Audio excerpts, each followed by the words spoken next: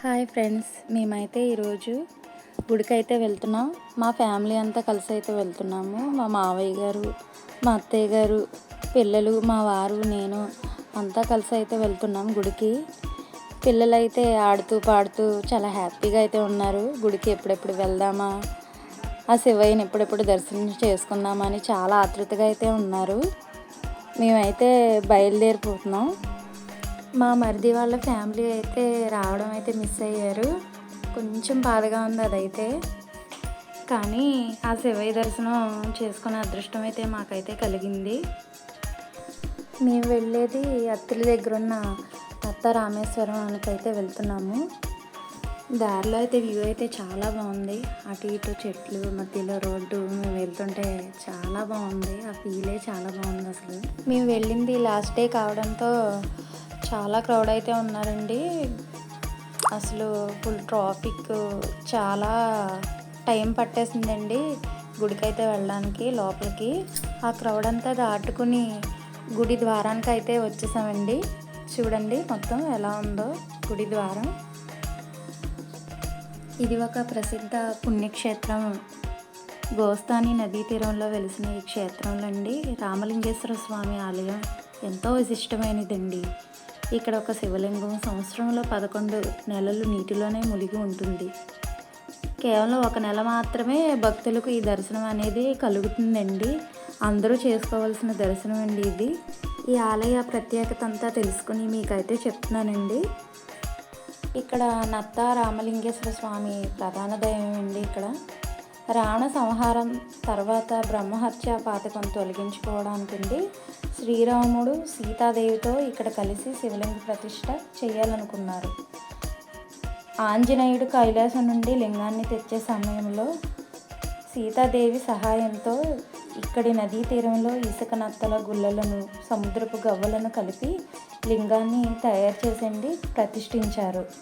నత్తలతో చేసినందున దీనికి నత్త రామేశ్వరం అనే పేరు వచ్చిందండి. ఈ ఆలయానికి భక్తులు ఏడాదిని ఎప్పుడైనా సరే దర్శించుకోవచ్చండి. లింగం నీటిలోని శివలింగం అండి. మాతృహత్య పాతకం నుండి విముక్తి కోసం పరశురాముడు నుండి క్రౌంచ పర్వతం నుండి తెచ్చిన శివలింగాన్ని ఇక్కడ ప్రతిష్ఠించారండి. ప్రతిష్ఠ మహోత్సవంలో 7 కోట్ల మంది బ్రహ్మాది దేవతలు ఋషులు పాల్గొనడం వల్ల దీనికి సప్తకోటి రామేశ్వర లింగం అని పేరు వచ్చిందండి. ప్రతిష్ఠ సమయంలో ఉన్నతమైన తీవ్రమైన అగ్నిజ్వాలలను చల్లబరచడానికి ఈ లింగాన్ని ఏడాదిలో 11 నెలలు నీటిలోనే ఉంచుతారండి.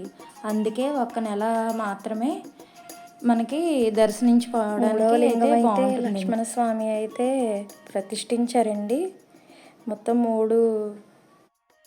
11 నెలలు నీటిలో మునిగి ఈ చైత్రమాసంలో మాత్రమే తెరవబడుతుందండి ఈ క్షేత్రం. భక్తులందరూ దర్శించుకోవాల్సిన క్షేత్రం అండి ఇదైతే. వేలాది మంది భక్తులతో కళకళలాడుతూ చాలా బాగుందండి. ప్రతి ఒక్కరు కూడా క్యూ లైన్లో నిలబడి ఆ శివయ్యని దర్శించుకోవడానికి ఎంతలా ఎదురు చూస్తున్నారంటే మాటల్లోని చెప్పలేని ఆనందం అండి అదైతే. మా మావయ్య గారు చూడండి, ఇక్కడ అత్తయ్య గారు అందరూ కలిసి దర్శనం చేసుకున్న తర్వాత అలా కూర్చున్నామండి మేము. తిరిగి అయితే మేము బయలుదేరిపోయామండి గుడి నుండి.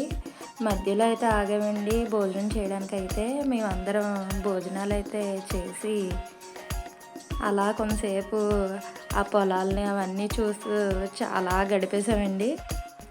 మేమైతే మా మావయ్య గారి రిలేటివ్స్ ఇంటికి అయితే వెళ్తున్నామండి, రామచంద్రపురం.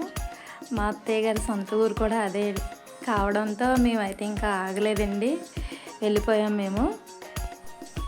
మేమైతే రామచంద్రపురంలోని పుంతలమ్మ ముసలమ్మ గుడికి అయితే వెళ్ళామండి. మా అత్తయ్య గారు నేనైతే కలిసి మొత్తం అందరం కలిసి అయితే వెళ్ళాము. మేమైతే అందరం కలిసి అమ్మవారిని అయితే దర్శించుకొని అక్కడే మా అత్తయ్య గారు పుట్టిన ఊరు కాబట్టి అదంతా మేము చూస్తూ ఉన్నాము. మా అత్తయ్య గారు చిన్ననాటి జ్ఞాపకాలన్నీ చెప్తూ ఉన్నారు ప్రతి ఒక్కటి. నాకైతే చాలా హ్యాపీగా అనిపించింది.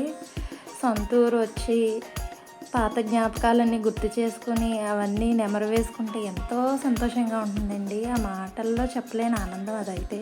మా అత్తయ్య గారి చిన్ననాటి స్నేహితురాలను అయితే కలిశారండి. ఆ కళ్ళల్లో అసలు కోట్లతో కొలలేని ఆనందాన్ని అయితే మేమైతే చూసాను. మేమైతే ఇంటికి రిటర్న్ అయ్యామండి. మీరైతే ప్లీజ్ వీడియోని లైక్ చేయండి.